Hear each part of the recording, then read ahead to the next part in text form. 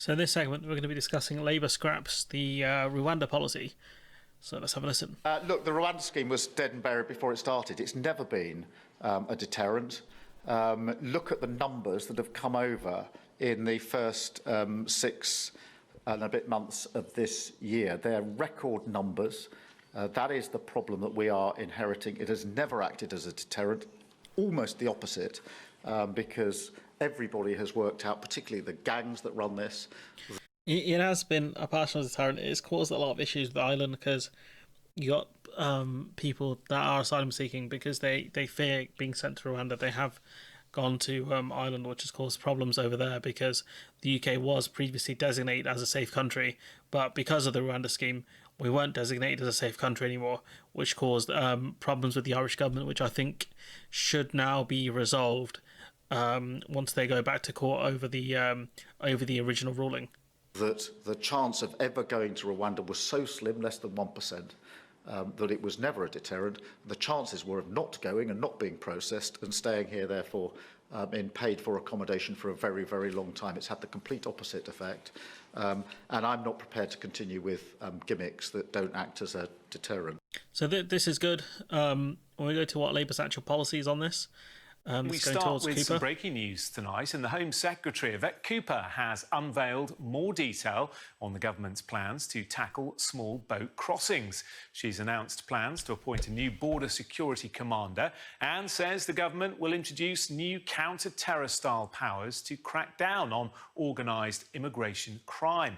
Let's go straight to Westminster, join our political correspondent Amanda Akas. So, the new Home Secretary giving this issue immediate attention.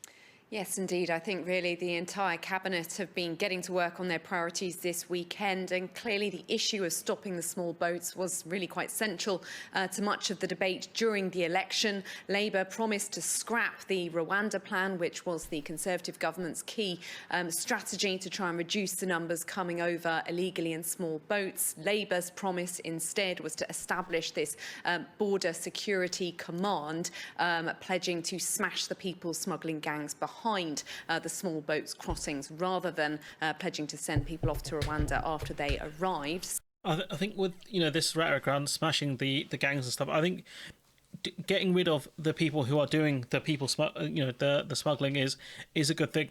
Stopping these gangs that are extorting people is a good thing. But do you know what will stop the extortion quicker? Is if you offer safe points of entry.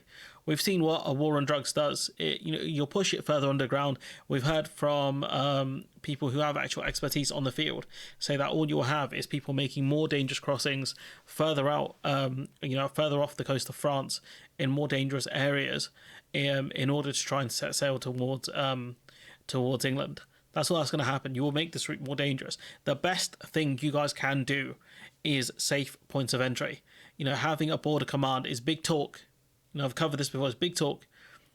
Smashing the gangs, getting people arrested is fine. There will always be people smugglers. Where there is money to be made, there will always be criminals. The best thing you can do is take away their ability to commit the crimes.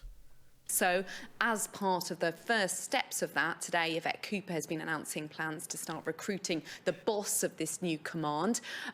They say they're looking for someone with military or policing experience to lead this. They're also starting work in the Home Office to look at the legislation that will be needed to set it up, to recruit the additional staff that they're promising to try and work on tackling the gangs, and particularly interestingly, a focus on additional powers they might need under UK law, but also... It's crazy, it's quite authoritarian, giving this person, border command, so much power. We don't know what the end goal is, really, because, it depends what you're trying to do. Like, what more powers do they need to make these, to stop these kind of criminals? I don't know. So it's going to be a bit ominous, especially since they can get through any kind of legislation they want through Parliament because they have such a big majority. The only thing that could stop them potentially is the courts.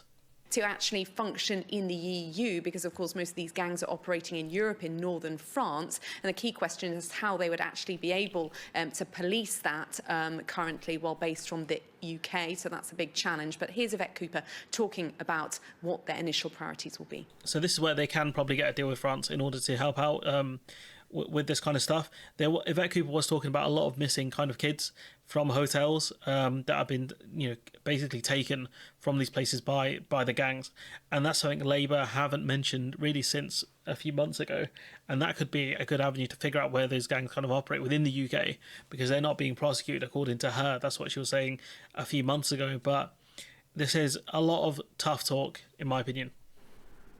Well, the Prime Minister has obviously set out the position on the Rwanda scheme, where, as we know, the Conservatives ran this scheme for 2.5 years and sent simply 4 volunteers, as well as hundreds of millions of pounds. I will be... And, those people, one of the ones who volunteered, he disappeared.